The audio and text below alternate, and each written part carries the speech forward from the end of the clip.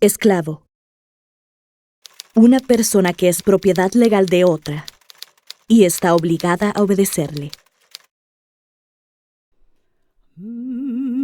Esa es la definición de diccionario que describe la condición de miles de hombres, mujeres y niños traídos del otro lado del océano contra su voluntad para ser vendidos, subastados y obligados a trabajar gratuitamente. Como se los consideraba sencillamente parte de un patrimonio, sus amos no dudaban en separar familias. Los esposos eran arrancados de sus esposas, las madres de sus hijos, y la agonía de las personas que sufrían en cautiverio aumentaba cada vez más.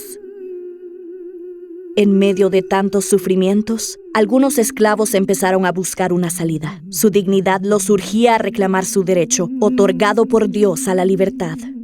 Al igual que los esclavos de Israel, oraron por un libertador que pudiera conducirlos a la tierra prometida.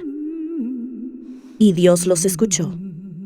Los hijos de Israel recibieron a su Moisés, y a los esclavos de los Estados Unidos Dios les envió una mujer.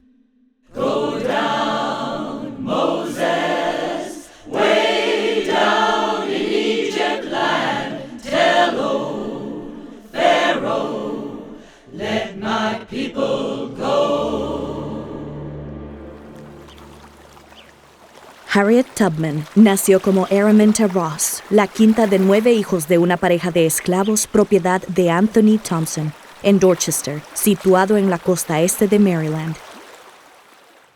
Algunos aseveran que nació en 1820 o 1821. Sin embargo, Araminta, o Harriet, como llegó a llamarse, nació esclava. De modo que su fecha de nacimiento no tenía la más mínima importancia para sus amos, por lo cual no se guardaron registros.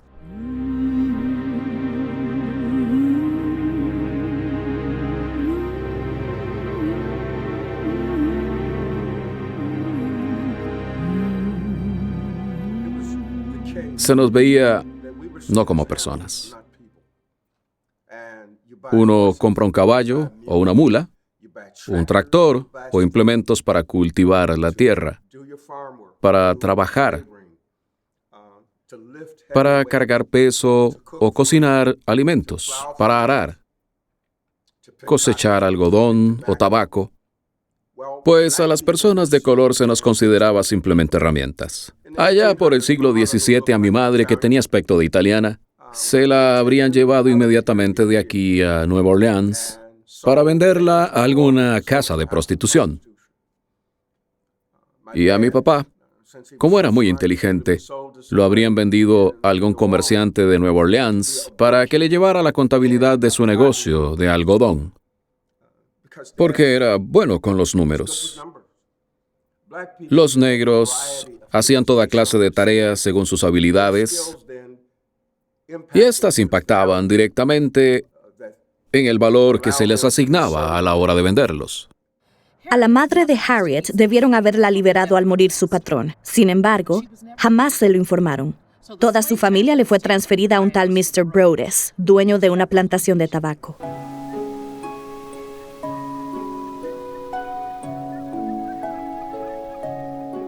Ahora bien, ¿cómo llegaron Harriet Tubman y sus padres a Maryland? Nos encontramos en la cabaña de James Webb. Según la descripción que figura en sus biografías, esta cabaña es casi idéntica a aquella en la cual vivió con sus padres. Está construida con troncos, tiene 2 puertas, una chimenea y una ventana.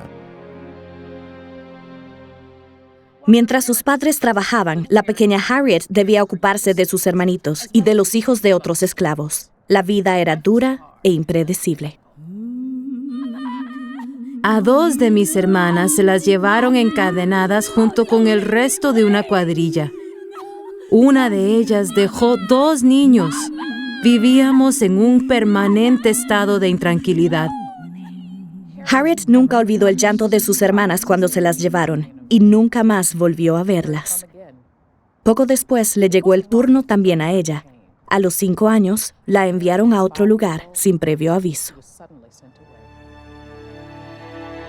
A Harriet la enviaron a trabajar para un hombre, poniendo trampas para cazar ratas almizcleras en los ríos congelados, pero se enfermó tanto que la devolvieron.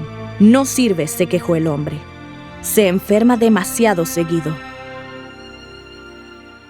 Ni bien se recuperó, volvieron a darla en alquiler. Su trabajo consistía en limpiar la casa y asegurarse de que el bebé de su patrona no llorara. Si el bebé lloraba, a Harriet la azotaban. En cierta ocasión, cuando servía a su ama, Harriet vio algo que la tentó: un tazón de azúcar. Nunca había tenido cosas ricas, ni dulces, ni azúcar, y tener ese azúcar tan cerca se veía buenísimo. Mi ama me estaba dando la espalda mientras discutía con su marido, así que metí los dedos en la azucarera y tomé un terrón. Y quizás me escuchó, porque la cosa es que se volvió hacia mí y me vio y me azotó con un látigo de cuero. Tan insoportable le resultó a Harriet el castigo que salió corriendo y se escondió en una porqueriza, un chiquero. No tenía a dónde más huir, aunque sabía cuáles serían las consecuencias. Las azotainas tan brutales que soportó durante esa época la dejaron marcada de cicatrices por el resto de su vida. Así que se la regresaron a su amo. Como ya no lograron darla en arrendamiento después de eso, la mandaron a trabajar a los campos. Era una vida muy dura para una niña de su edad. A Harriet le enseñaron que, pasara lo que pasara, contaba con su Salvador, que Él estaba vivo y se encontraba a una oración de distancia. Harriet lo creía y hablaba con Dios con la naturalidad con que se dirigía a sus padres. A medida que fue creciendo, creció también su fe.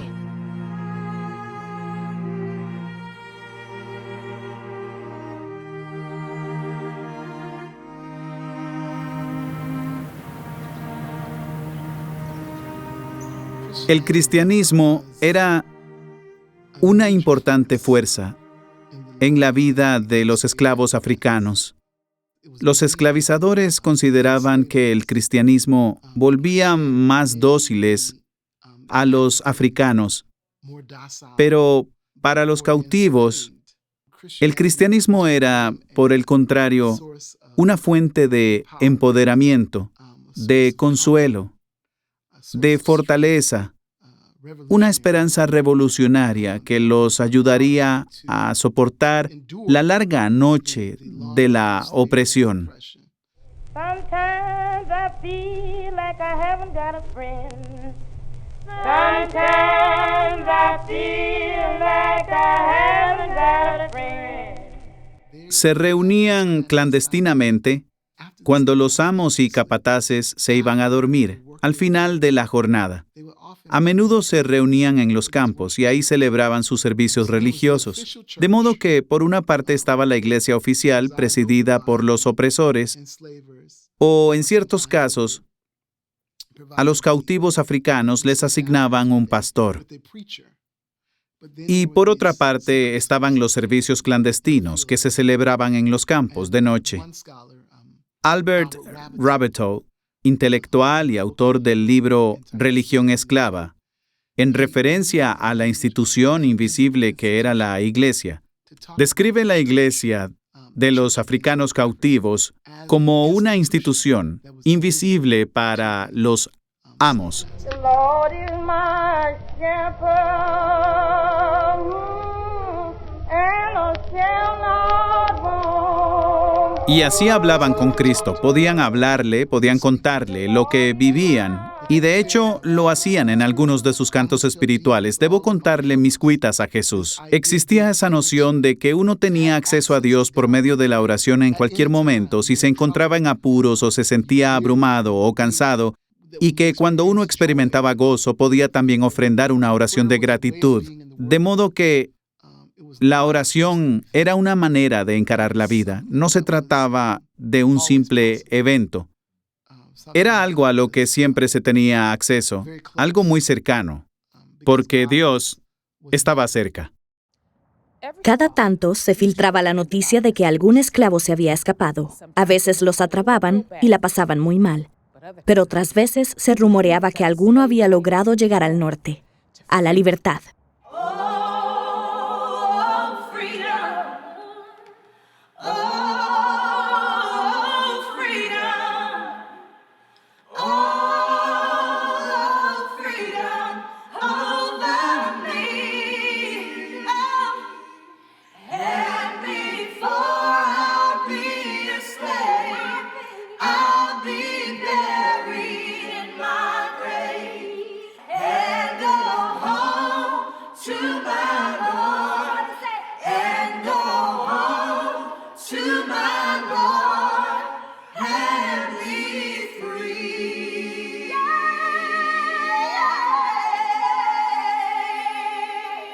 Ahí por el 1834 o 35, cuando Harriet tenía unos 13 años, sucedió algo que la afectaría de por vida. Estaba pelando mazorcas de maíz con otros esclavos cuando uno de ellos intentó huir. Ni bien lo vieron los guardias, les ordenaron a Harriet y a los otros esclavos que los ayudaran a atraparlos. Corriendo con todas sus fuerzas, el esclavo fugitivo llegó hasta una tienda, pero el guardia lo alcanzó.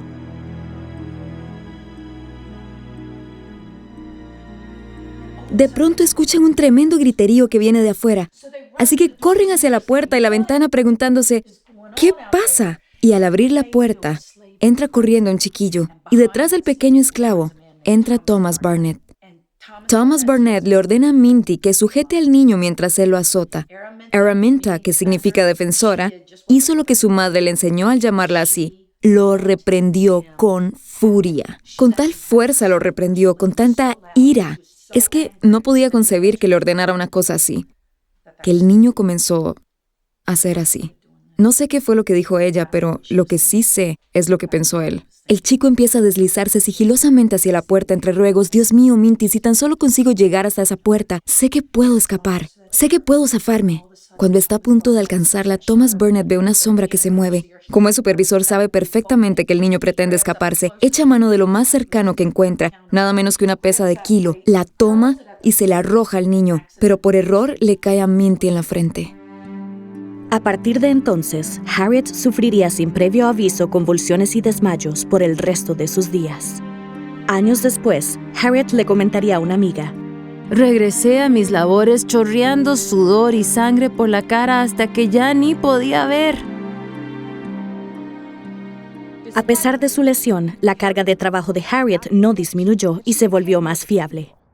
Al ver allí una oportunidad, su amo le dio permiso para darse en arrendamiento, siempre y cuando le entregara $60 de sus ganancias.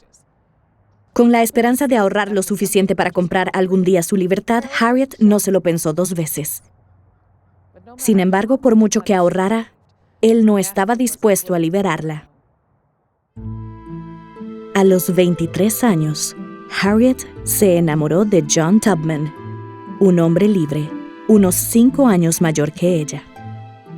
John Tubman había nacido libre porque su madre había sido libre. El estado del niño lo determinaba el de su madre. Si ella era libre, entonces el niño lo era también. Otra manera en que se lograba la emancipación era en el caso de que el amo lo manumitiera, es decir, lo liberara de la esclavitud. El trámite se llevaba a cabo en el juzgado, donde el amo emitía un documento que certificaba que eran personas libres. A los padres de Harriet Tubman los había liberado de esa manera. También tenían derecho a comprarlos otros miembros libres de la comunidad negra. En el condado de Carolina había una comunidad de negros libres muy numerosa. Les compraban a sus amos, a los miembros de sus familias, y luego ellos los liberaban. Algunos de nosotros, varios, naturalmente, éramos hijos biológicos del amo. Y a menudo eso hacía que el amo quisiera concedernos la libertad. Algunos hacíamos trabajos adicionales y ganábamos dinero. Así, poco a poco, tomaba años, lográbamos pagar por nuestra libertad e incluso la de nuestros hijos y cónyuges. No era tan común, pero ocurría con cierta frecuencia. Y aunque Harriet se encontraba a gusto en sus nuevas circunstancias, aún así no estaba satisfecha. Aún no era una mujer libre, seguía siendo propiedad de alguien. El matrimonio era un asunto complicado, porque en el contexto de la esclavitud había casos en que separaban a las familias. Quizás conocías a alguien, pero luego te vendían a otro amo o vendían a tu esposa a otra plantación. Y también estaban los matrimonios separados, en los cuales, en algunos casos, uno podía vivir en una plantación y su pareja en otra.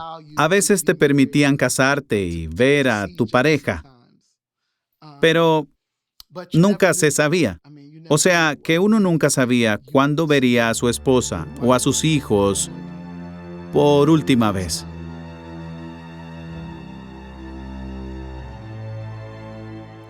En 1848, su amo, Edward Brodess, murió dejando cuantiosas deudas. Se rumoreaba que quizás los venderían a ella y a sus hermanos. Ese acontecimiento fue el catalizador que empujó a Harriet a tomar una importante decisión. Ya me lo había pensado bastante. Tenía derecho a una de dos cosas: la libertad o la muerte. Si no se me daba la una, optaría por la otra. Así que regresó por su esposo, pero el muy cobarde no quiso huir con ella. No era lo bastante hombre, no era nada. Era esclavo de aquel lugar. Solo era libre en papel. Emocionalmente, intelectualmente, no era todo lo que podía ser y simplemente le permitió a su esposa que hiciera lo que todos hacen por instinto. Pero él se echó atrás. Aceptó la comodidad de ser inferior. Harriet tenía que escapar. Su esposo no quería saber nada. Para horror de Harriet, incluso amenazó con delatarla si lo intentaba. A pesar de su dolor, Harriet decidió intentarlo. Sin duda, lo había conversado varias veces con Dios, y había llegado a sus oídos la noticia de que en el norte había personas que ayudaban a los esclavos a escapar. Los cuáqueros ayudaron de dos maneras. La primera en el año 1790 liberando a sus propios esclavos. La segunda afirmando que esclavizar a una persona atentaba contra la palabra de Dios. Acabaron prohibiendo la esclavitud en su medio oficialmente. Así es que se convierte en prohibición entre los cuáqueros de esa zona. A raíz de ello, como no tenían esclavos, pues habían abolido la esclavitud internamente, los cuáqueros tuvieron un rol importantísimo en el ferrocarril subterráneo. Hubo denominaciones que se dividieron a raíz de la cuestión de la esclavitud. Obispos que querían mantener la institución porque no estaban dispuestos a dejar ir a sus esclavos. Contravenían las enseñanzas de Cristo. Lo que ocurría era que muchos cuáqueros se oponían desde un punto de vista teológico a la esclavitud. Era incompatible con su interpretación de los evangelios. Sencillamente no encajaba. Por eso elegían unirse al bando de Cristo. Y para ayudar, para hacer lo que consideraban que Cristo quería que hiciesen. Es decir, ayudar a esa gente a escapar de la situación opresiva en que se encontraba hacia un lugar donde pudieran ser libres. En cierta ocasión, una mujer cuáquera se le acercó a Harriet cuando regresaba de la plantación. La mujer se mostró amigable, le preguntó por su cicatriz y antes de partir le dijo a Harriet que si alguna vez llegaba a necesitar ayuda, fuera a su casa. Y se la describió. Harriet sabía a qué se refería la mujer. Le estaba ofreciendo ayuda en caso de que quisiera huir. Fue su primer encuentro con un miembro del ferrocarril del que otros esclavos a menudo hablaban a escondidas. El ferrocarril subterráneo. Si hubiésemos estado en esta casa de reuniones en Tuckahoe Neck en 1823, habríamos sido testigos del matrimonio de Hannah y Jacob Leverton, que acabaron por convertirse en dos destacados impulsores del ferrocarril subterráneo. De hecho, Hannah es una de las pocas agentes femeninas no indocumentadas del ferrocarril subterráneo. Hannah es muy importante para Harriet Tubman porque es, o al menos así lo creen los expertos y yo también, esa cuáquera que ayudó a Harriet Tubman a escaparse de Poplar Neck en el condado de Caroline.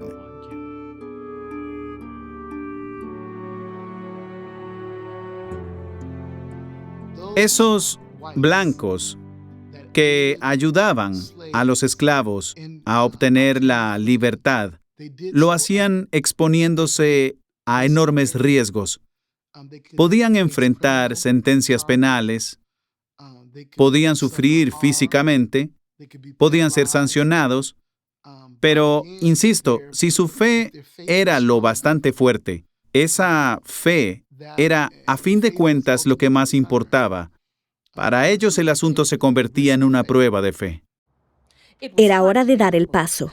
Temiendo que su esposo intentase detenerla, Harriet se fue a la cama temprano como de costumbre, pero una vez que él se durmió, se escapó de la cabaña. Rápidamente se encontró con 2 de sus hermanos y se internaron en el bosque. Y ni bien perdieron de vista la plantación, ellos, temiendo lo que podría acontecerles si los atrapaban, decidieron regresarse. Harriet se quedó allí parada, viéndolos desaparecer en la oscuridad de la noche, y seguramente con gran dolor, huyó de la plantación sola. Escaparse o intentar escapar a la esclavitud era un asunto sumamente peligroso. Había unos hombres muy crueles que, si a uno lo atrapaban, ni les cuento lo que le hacían. Les echaban encima a los perros, a los prófugos.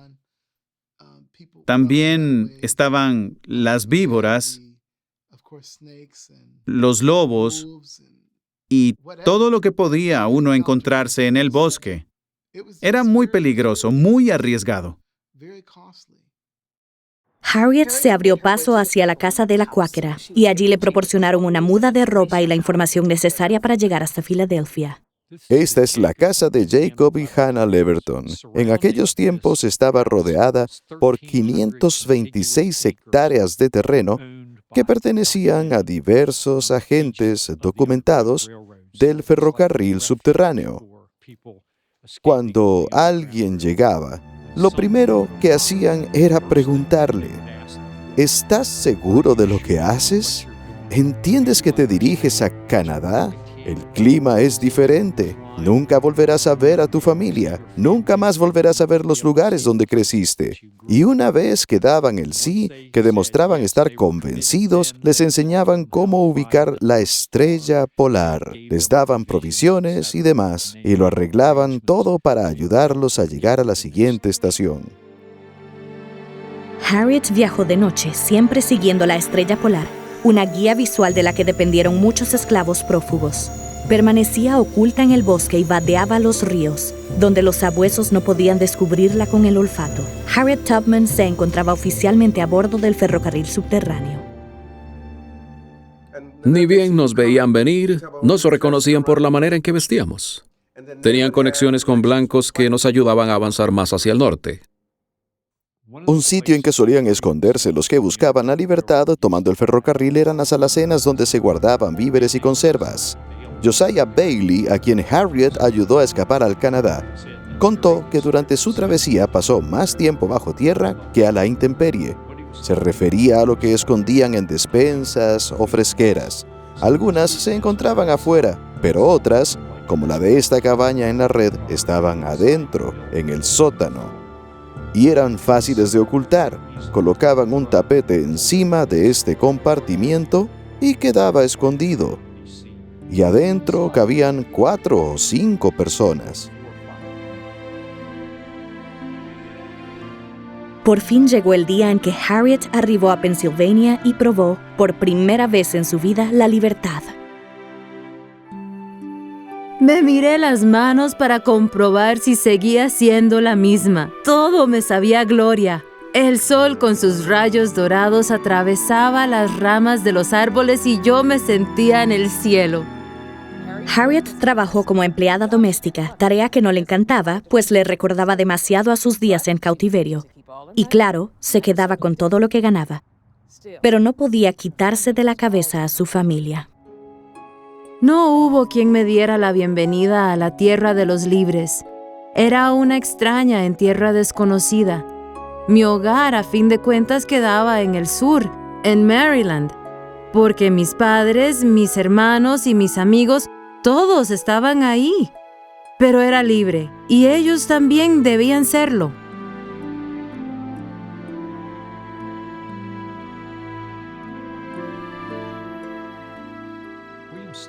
William Steele fue un agente del ferrocarril subterráneo de Filadelfia. Era además jefe de estación. Llegó a ser director del ferrocarril subterráneo. Como tal, registró los casos de aproximadamente 600 personas que pasaron por Filadelfia en busca de libertad. Llegó a hablar con centenares de personas que huían de la esclavitud y docenas de agentes del ferrocarril subterráneo. Y lo que dijo Steele fue que el arrojo de Harriet Tubman, su sagacidad y sus enormes esfuerzos a favor de la libertad de los esclavos eran imposibles de pasar por alto. Según él, jamás conoció a otra persona con semejante coraje, astucia y dedicación a la causa de los esclavos. Al enterarse Harriet de que iban a vender a algunos miembros de su familia, no vaciló. De inmediato hizo planes para su rescate, aunque no sabía cómo lo lograría. Preocupado por su seguridad, William Steele procuró disuadirla, pero Harriet no escuchaba razones, confiaba en que Dios la guiaría. No lo hice yo, fue el Señor. Yo siempre le decía, confío en ti. No sé a dónde ir ni qué hacer, pero confío en que me guiarás. A Mary, hermana de Harriet, y a sus hijos se los habían llevado a la subasta de esclavos. Aprovechando que el esposo de Mary era hombre libre, Harriet y sus amigos cuáqueros tramaron un plan. A mediodía, el subastador se retiró a almorzar, dejando a los esclavos sin vigilancia. Entonces apareció el esposo de Mary portando un sobre con un mensaje que decía que el amo de Mary ya le había conseguido comprador y que debía presentarse de inmediato. Pensando que el documento era legítimo, el guardia dejó que Mary y sus hijos partieran con el mensajero. Ya se imaginarán el terror que habrán experimentado al partir con su familia a plena luz del día, desde el mercado de esclavos hacia la casa de unos cuáqueros desconocidos. Allí permanecieron ocultos hasta la noche. A la larga, ya en el circuito del ferrocarril subterráneo, se reunieron con Harriet. Pasaron varios días y varias noches tortuosas de travesía, hasta que Harriet logró trasladarlos a la seguridad del norte. Era la primera vez que Harriet fungía como conductora o maquinista del expreso subterráneo. Había ayudado a huir a algunos miembros de su familia y no pasó mucho tiempo antes de que decidiera hacer otro viaje de rescate, solo que esta vez había un obstáculo aún mayor.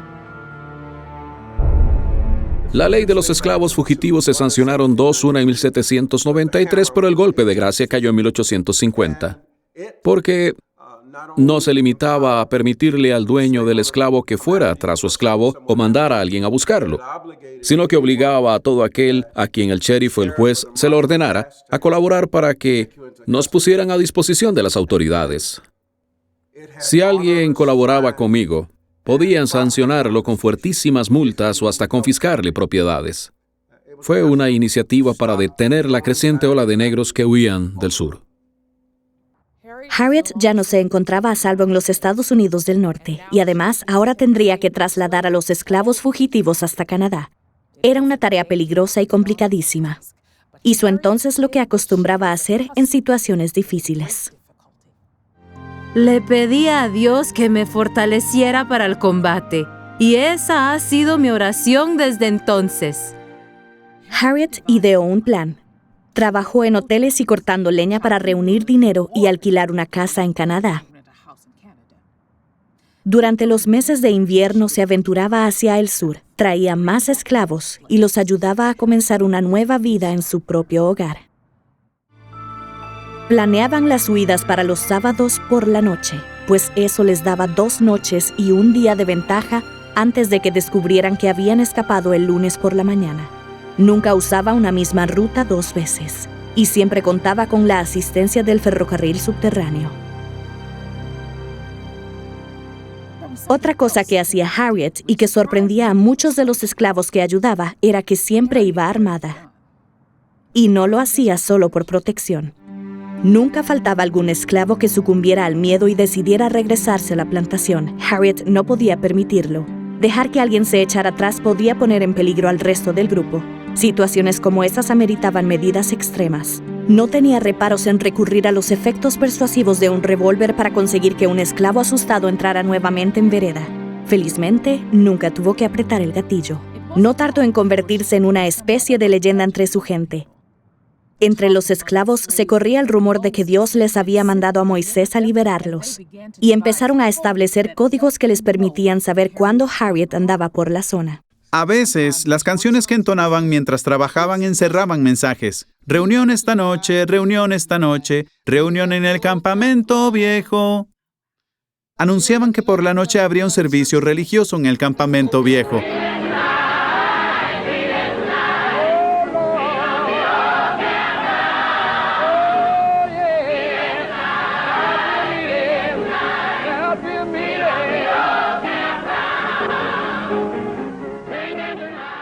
Harriet estaba volviéndose una amenaza, y los dueños de las plantaciones devolvieron el golpe.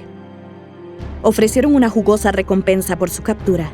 La describían como una mujer analfabeta con una cicatriz en la cabeza. Entonces Harriet se disfrazó de hombre. Usaba sombrero y cargaba un libro. A menudo entonaba canciones para enviar avisos a los esclavos de cuándo debían ocultarse, y luego cambiaba el ritmo de la canción cuando ya era seguro salir del escondite. En los siguientes años, Harriet puso en juego su propia libertad y su vida para rescatar a otros del cautiverio. Nos encontramos en el extremo de Marsh Creek, la frontera del Poplar Neck, donde vivía Harriet. Una de las barreras más temidas por quienes huían en busca de la libertad, incluyendo a Harriet, eran los riachuelos. Si uno no encontraba a tiempo la manera de vadear el río, no tenía cómo calcular su profundidad. Se adentraba a terreno desconocido. Harriet le relató a su biógrafo una anécdota acerca de un riachuelo. Dijo que en cierta ocasión había tomado un camino cuando de pronto Dios le indicó que se desviara hacia un lugar seguro. Resulta que se topó con un río. Iba con 3 hombres. Los hombres no querían meterse al río porque no sabían qué tan profundo era. Harriet se metió al agua y descendió hasta que el agua le llegaba a los hombros. Dio un paso al vacío, cosa que debió haber requerido gran valentía de su parte, pero siguió andando y de pronto volvió a emerger. Cuando Harriet hacía sus viajes al sur, no siempre podía darse el lujo de planearlos.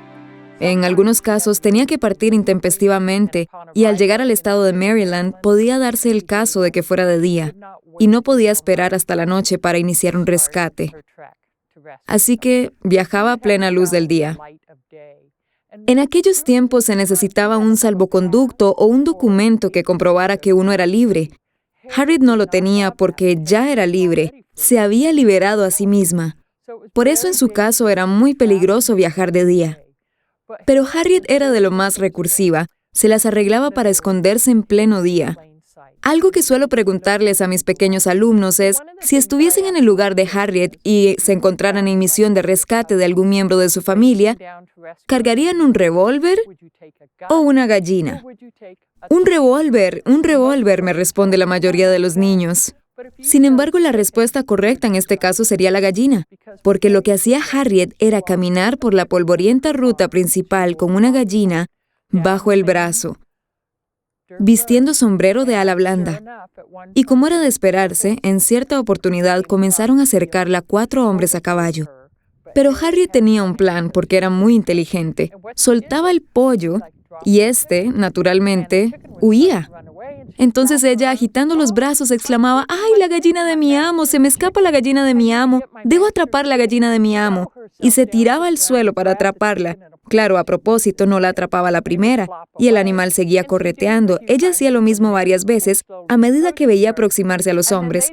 Ellos, divertidos, se sentaban a ver el espectáculo y se reían de aquella mujer que correteaba alborotada tras su gallina. Y no se detenían a pensar siquiera en preguntarle por su salvoconducto, ni nada por el estilo. Simplemente se reían, la miraban hacer todo ese aspaviento y luego seguían su camino. Movida por una premonición de que sus ancianos padres se encontraban en peligro, regresó a la plantación y los condujo a la libertad. Fue una experiencia aterradora, pues a los pobres les resultó enormemente fatigadora la travesía, pero alcanzaron a conocer la libertad y a la larga murieron libres. Se calcula que Harriet realizó 19 viajes y que rescató aproximadamente a 300 esclavos. Más adelante le reveló detalles de sus viajes a su amiga Sarah Bradford, quien los publicó en su libro Harriet Tubman, la Moisés de su pueblo. Fui conductora del ferrocarril subterráneo durante 8 años y puedo afirmar algo que la mayoría no puede. Jamás se descarriló un tren mientras estuve a cargo y no perdí un solo pasajero. No obstante, los esfuerzos libertadores de Harriet a favor de sus semejantes no acabaron con sus valerosas misiones de rescate. En 1861 se desató la guerra civil entre los estados del norte y los del sur. Uno de los motivos fue la esclavitud. El gobernador John Andrew de Massachusetts le propuso a Harriet trabajar para el ejército de la Unión como espía. Su familiaridad con el terreno era muy útil y su arrojo y fe un gran estímulo para mantener en alto la moral de los soldados, tanto blancos como negros. Consoló a los heridos y su conocimiento de las plantas medicinales le sirvieron para sanar a muchos soldados enfermos. Una de las características más destacadas de Harriet, algo que me impactó mucho, fue un evento ocurrido durante la Guerra Civil cuando se trasladó a Carolina del Sur en las afueras de Beaufort. Se presentó ante el capitán del barco que la trasladaba y le dijo, «A mí me baja del barco en ese muelle de ahí». Siguió hasta la plantación de un hacendado. Habló con los esclavos y los persuadió de que huyeran. Se adentraba en territorio enemigo y reunía información de los esclavos que formaban parte de los ejércitos del sur por orden de sus amos. Su labor fue de gran utilidad para los unionistas. Aún así, no recibió paga ni remuneración alguna y tuvo que arreglárselas para mantenerse por su cuenta, aún en esas circunstancias. Harriet tuvo premoniciones a lo largo de toda su vida. En cierta ocasión, soñó que acababa la esclavitud en los Estados Unidos. Aunque otros dudaron, ella tenía la certeza de que viviría para ver ese día. Y así fue. El 1 de enero de 1863, el presidente Abraham Lincoln emitió la Proclamación de Emancipación, declarando que todas las personas que se encontraban en cautiverio dentro de los estados rebeldes eran, a partir de ese momento, libres. La sencilla fe de Harriet experimentó el gozo de esa noticia 3 años antes de que se publicara. Miles de hombres negros que habían sido esclavizados se unieron al ejército de la Unión. En Beaufort, Carolina del Sur, en el día de la proclamación de la emancipación, 1,000 soldados negros portaron uniformes americanos, porque se habían escapado en agosto y comenzaron a entrenar clandestinamente con las tropas de la Unión. Cuando acabó la guerra, Harriet regresó a Nueva York y allí se enteró de que estaba a punto de perder su casa, pues se había atrasado en los pagos. Se casó por segunda vez y adoptó a una niña llamada Gertie. Ahora bien, Harriet no tenía ni la menor intención de jubilarse. Siguió trabajando en pro de los esclavos libres, ayudándolos a adaptarse y a comenzar una nueva vida. También se involucró activamente en la lucha por los derechos de las mujeres. Llegó a trabajar con Susan B. Anthony. Y su reputación siguió creciendo. Thomas Garrett, compañero suyo y abolicionista, escribió: Jamás conocí a persona alguna que tuviera mayor confianza en la voz de Dios. Le presento a una de las mejores y más valerosas personas de este continente, la generala Tubman, como acostumbramos llamarla. La mayor parte de lo que he hecho y padecido al servicio de nuestra causa lo he hecho públicamente. He recibido el aplauso de las multitudes y la satisfacción que deriva de su aprobación. Mientras que la mayor parte de lo que usted hizo solo lo vieron ese puñado de hombres y mujeres asustados, malheridos y agotados, a los cuales liberó de la opresión y cuyos, Dios la bendiga, fueron su única recompensa. Es que ella sabía que su trabajo aún no había terminado. Y a la fecha tampoco ha terminado. Pero, ¿saben una cosa? Nos dejó como recordatorio un monumento, esa casa en Nueva York, donde acogió a otras personas de raza negra menos afortunadas que ella. Tras la guerra civil, abrió las puertas de su casa a los negros desamparados de la tercera edad Y ese lugar es hoy en día un monumento, un faro para quienes buscan la luz de la inspiración para hacer algo positivo para nuestra existencia en este mundo. Esa fue su recompensa. Haber podido ser el instrumento, la persona que negoció, el cerebro detrás de los esfuerzos por lograr que todo un pueblo recuperase su dignidad.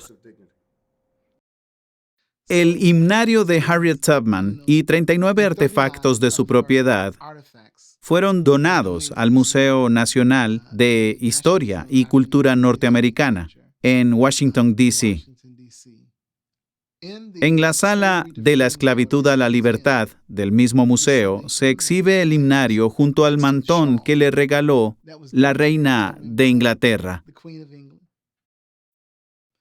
El himnario es muy interesante por el simple hecho de que Harriet Tubman no sabía leer.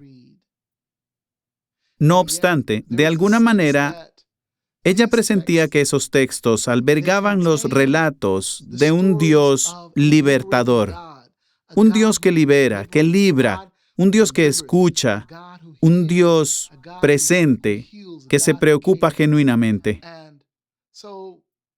En muchos sentidos, aunque no sabía leer, textos como la Biblia o un himnario tenían un significado muy profundo para ella. El legado espiritual de Harriet Tubman es relevante en la actualidad por muchas razones. En nuestra cultura actual, caracterizada por un marcado individualismo que se filtra aún a diversos ámbitos religiosos, se percibe un egoísmo que lleva a las personas a defender lo suyo y despreocuparse de los demás. Mientras que ese tipo de solidaridad extrema, ese deseo de que los demás sean libres, de que lleguen a experimentar la libertad y el enorme esfuerzo que ello requiere, el arriesgar la propia vida, la integridad física, la salud de uno para que alguien más sea libre. A mi juicio, el cristianismo actual necesita más de eso. Y creo que ella constituye para todos nosotros un modelo a seguir de ese tipo de fe, una fe robusta que no se limita a preocuparse por sus propios éxitos y su propia libertad. A pesar del respeto y los muchos honores que recibió, Harriet Tubman pasó sus últimos años sumida en la pobreza, pero siempre se mostró agradecida por su libertad. Tras sacrificar gran parte de su vida en servicio a los demás, Harriet Tubman murió el 10 de marzo de 1913. Tenía aproximadamente 90 años. Los restos mortales de la ex esclava analfabeta, que tanto trabajó y tan poco recibió a cambio, sirviendo primero a sus amos y más tarde a sus compañeros, tanto a hombres como a mujeres, y por último a su patria, fueron sepultados en medio de honores militares. La enterraron en el cementerio de Fort Hill de Nueva York. Su vida es un ejemplo para las generaciones venideras.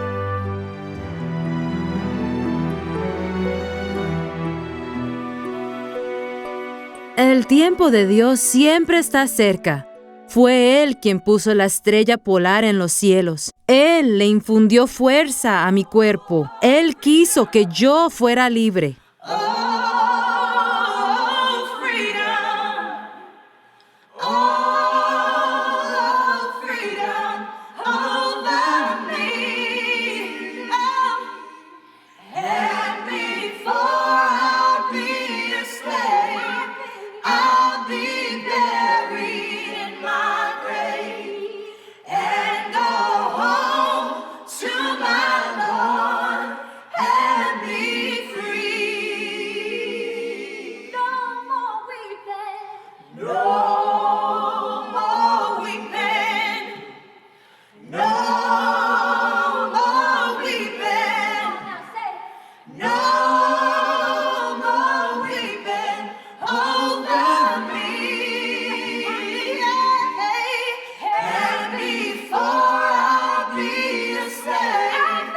I'll be there.